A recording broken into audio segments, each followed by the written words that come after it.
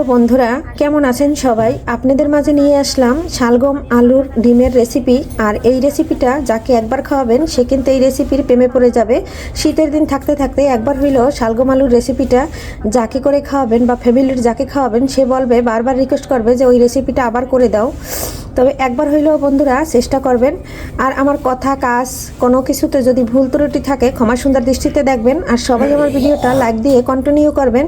আপনাদের একটা লাইকের কারণে আমি যেতে পারবো নতুন নতুন বন্ধুদের কাছে, এই প্রত্যাশা রাখছি আপনাদের কাছে। আর বন্ধুরা আমার ভিডিওটি আপনারা ফুল ওয়াচ দেখবেন, তার কারণ আমি কিন্তু ছোট ছোট ভিডিও দেই, স্কিপ করবেন না। আমি কিন্তু সবার ভিডিও ফুল ওয়াচ করে দেই আর সম্পূর্ণ ভিডিও দেখে নেই। আর সবাই এভাবেই আমার পাশে থাকবেন। আর যদি আপনার পুরো ভিডিওটা দেখে ভালো লেগে যায় আত্মীয় স্বজনের সাথে শেয়ার দিয়ে দিবেন। বন্ধুরা ডিমটা সিদ্ধ করে খুব সুন্দর করে ছুলে নিয়েছি। একটা ডিম একটু টাটকা ছিল, মানে ওটার খোসা উঠে গেছে, আর গুলান ঠিক আছে। আর এই যে আলুটা সিদ্ধ করে নিয়েছি, শালগমটাও সিদ্ধ করে আলাদা করে নিয়েছি। এখন আমি প্রথমে ডিমগুলো ভেজে নেব। কড়াইতে তেল দিয়ে দিয়েছি, দিয়ে দিলাম ডিম। এই যে দেখুন ডিমগুলো খুব সুন্দর করে হলুদ আর লবণ দিয়ে ভেজে নিচ্ছি। আর এখানে কিন্তু দেখাচ্ছিলাম 6টা ডিম সিদ্ধ দিয়েছি, তারপরে কিন্তু 9টা হয়ে গেছে। 3টে সিদ্ধ ডিম ছিল, সেটা কিন্তু দিয়ে দিয়েছি। বন্ধুরা না আবার ভেঙে ছেড়ে দিচ্ছি, তবে যে ভাজা হয়ে গেছে। তো কিন্তু এর থেকে বেশি ডিম ভাজি না, তাহলে সব হয়ে যায়, খেতে ভালো লাগে না। আর যেহেতু পোলট্রির ডিম, এখন তুলে নেব। ডিমগুলো তুলে নিয়েছি, এখন আলুগুলো ভেজে নেব। ডিমগুলো তুলে নিয়েছি, এখন আলুগুলো দিয়ে দিয়েছি, এটাও একটু ভেজে নেব। বন্ধুরা আলুটা কিন্তু ভাজা হয়ে গেছে, এখন আমি তুলে নিচ্ছি। খুব সুন্দর করে লাল করে ভেজে নিয়েছি, আলুটা তুলে নিয়েছি। এখন এই যে শালগমটাও দিয়ে ভেজে নেব। এখানে নিয়েছি পেঁয়াজ বাটা, রসুন বাটা, কাঁচামরিচ বাটা, সব কিছু নিয়ে নিয়েছি। এখন এখানে গুঁড়া মশলাটা দিয়ে দেব। গুঁড়া মশলাটা দিয়ে দিচ্ছি, হলুদ দিয়ে দিচ্ছি, ধনিয়া জিরা দিয়ে দিচ্ছি, ঝালের জন্য মরিচ, সব উপকরণ কিন্তু দিয়ে দিচ্ছি। আর লাস্টে তো ধনে পাতা থাকছে। আর একটু আস্তা মশলা দিয়ে দেব, দারচিনি, এলাচ, আর হলো 2টা লং। তাহলে খেতে একদম মাংসর স্বাদকেও হার মানাবে। এই যে মশলাটা কিন্তু তৈরি করে নিলাম। এভাবে গুঁড়া মশলা তৈরি করে নিলে একদম বাটা মশলার মতো স্বাদ আসে। বন্ধুরা শালগমটা কিন্তু ভাজা হয়ে গেছে, এখন তুলে নিচ্ছি। তুলে নিয়ে এই তেলের ভিতরেই কিন্তু আমি মশলাটা কষিয়ে নেব। এরপরে আর কিন্তু তেল এখানে দেবো না। কপিটা উঠিয়ে নিয়েছি, এখন ওই তেলের ভিতরে দিয়ে দিচ্ছি এই যে 1 টুকরো দারচিনি বড় সাইজে, দিয়ে দিচ্ছি গোটা জিরা, দিয়ে দিচ্ছি 2টো তেজপাতা। মশলাটা পুড়ে যাবে, এখন কিন্তু আমি দিয়ে দিচ্ছি মশলাটা। বন্ধুরা 2টা এলাচ এই যে থেতো করে দিয়ে দিচ্ছি। এখন মশলাটা খুব সুন্দর করে কষিয়ে নেব। দিয়েছি 2 পিস লং। বন্ধুরা মশলাটা কিন্তু অনেক সময় ধরে কষিয়ে নিয়েছি, আর এদিকে কিন্তু তেলটা ছেড়ে দিয়েছে।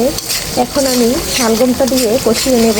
শালগমেতে একটু জাল বেশি লাগে বন্ধুরা, এই শালগমটা মশলার সাথে আরও 5 মিনিট কষিয়ে নেব। তারপরে কিন্তু আমি আলু দেব। বন্ধুরা অফ ক্যামেরায় কিন্তু শালগমটা দিয়ে দিয়েছি, আর এখন খুব সুন্দর করে কষিয়ে নিচ্ছি। যত ভালো করে কষানো হবে তত কিন্তু স্বাদটা বেশি আসবে। বন্ধুরা এই যে দেখুন 5 মিনিট পরে চলে আসলাম, আর এটা কিন্তু কষিয়ে নিলাম আরও 5 মিনিট। এখন এর ভিতরে এখন আমি একটু দেখিয়ে দিচ্ছি, এই যে শালগমটা কিন্তু একদম সিদ্ধ হয়ে গেছে। এখন আমি ঝোলের জলটা দিয়ে দেবো, তারপরে ডিম আলু দিয়ে দেবো। আলু দিয়ে কষালে, আলু যেহেতু সিদ্ধ করে নিয়েছি আবার ভেজে নিয়েছি, একদম ভেঙে যাবে। তাই এখন লবণটা দিয়ে গরম জলটা দিয়ে দেব। লবণ আমি সিদ্ধ করার সময় দিয়েছি, তার জন্য পরিমাণ বুঝে দিতে হবে। বন্ধুরা এখন এই যে গরম জলটা দিয়ে দিচ্ছি। এখন আমি একটু নেড়ে ছেড়ে দিচ্ছি। আলু আর শালগম একসাথে দিয়ে দিয়েছি, যেহেতু আলু দিয়েছি। আর ঝোলটা কিন্তু আপনারা বুঝে দেবেন, আমার বাসায় আবার ঝোল না হইলে চলে না, ঝোল লাগে ছেলের অনেক বেশি। কাঁচামরিচ কষানোর সময় দিতে মনে ছিল না, তাই এখন দিয়ে দিচ্ছি বন্ধুরা। এতেও কিন্তু খুব সুন্দর একটা ফ্লেভার আসবে। আর এই যে দেখুন আমি মানুষের ভিডিও কিভাবে দেখি, সব বন্ধুদের ভিডিওগুলো আমি এভাবে দেখে নেই। রান্না করতে উঠি 4টা বাজে, 4টা থেকে একদম সকাল 7টা পর্যন্ত টানা দেখি। আবার রাত্রে দেখি। এই যে ডিমগুলো মাঝখান থেকে একটু ফেরে নিলাম। প্রতিটা ডিম এভাবে ফেরে নিলে কুসুমের ভিতরে মশলাটা খুব সুন্দর করে ঢুকবে আর খেতে দারুণ লাগবে। কারণ কুসুম রান্নায় আইল্লা আইল্লা লাগে, মানে মজা লাগে না, যেহেতু পোলট্রির ডিম। আর দেশি ডিমের কুসুম তেমনি এই মজা লাগে। তারপর আমি মাঝখান থেকে এরকম ফেরে দিচ্ছি। সব ডিমগুলো এভাবে একইভাবে খুন্তি দিয়ে খুব সুন্দর করে এই যে ফেরে নিচ্ছি। এখন আমি এই যে নেড়ে ছেড়ে দিচ্ছি। এখন আমি দিয়ে দেবো ডিমগুলো। বন্ধুরা, অফ ক্যামেরায় ডিমগুলো দিয়ে এই যে নেড়ে ছেড়ে দিচ্ছি। যেহেতু আমি ক্যামেরাটা হাতে ধরে ভিডিও করি, রান্নাঘরটা একদম ছোট, এর জন্য কিন্তু আমি সব কিছু দেখাতে পারি না। সরি বন্ধুরা, আর কথায় কোনো ভুল ত্রুটি থাকলে ক্ষমা সুন্দর দৃষ্টিতে দেখবেন। আর সবার কাছে আমি কিন্তু ক্ষমা চেয়ে নিচ্ছি সাউন্ড আসার জন্য, কথা ভুলের জন্য, এবং সব কিছু দেখাতে পারছি না সেটার জন্য। বন্ধুরা, এখন একটু নেড়ে ছেড়ে ঝোলের ফিটনেসটা দেখিয়ে দিচ্ছি। কয়েকটা আলু ভেঙে দিয়েছি আর ঝোলটা কিন্তু অনেকটা গাঢ় হয়ে গেছে। আর এখন আমি কিন্তু এখানে দিয়ে দেব গুঁড়া মশলা, মানে গরম মশলা। একটু গরম মশলা দিয়ে রান্না করে 1 মিনিট, তারপরে ধনেপাতা দিয়ে নামিয়ে নেব। এই যে দেখুন, আমি গরম মশলাটা দিয়ে দিচ্ছি। শীতের সিজন যেতে যেতে, শালগম থাকতে থাকতে এই রেসিপিটা একবার অন্তত করে খাবেন। একবার যাকে খাওয়াবেন সে কিন্তু এই রেসিপির প্রেমে পড়ে যাবেন। আর এই রেসিপিটা কিন্তু আঙ্গুল চেটে পুটে খেয়ে নেবেন, মাংসকে হার মানাবে।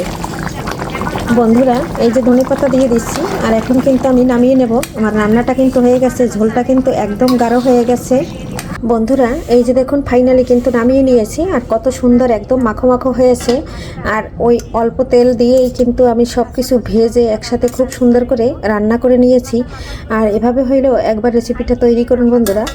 সবাইকে আগামী ভিডিও দেখার আমন্ত্রণ জানিয়ে বিদায় নিচ্ছি। বাই।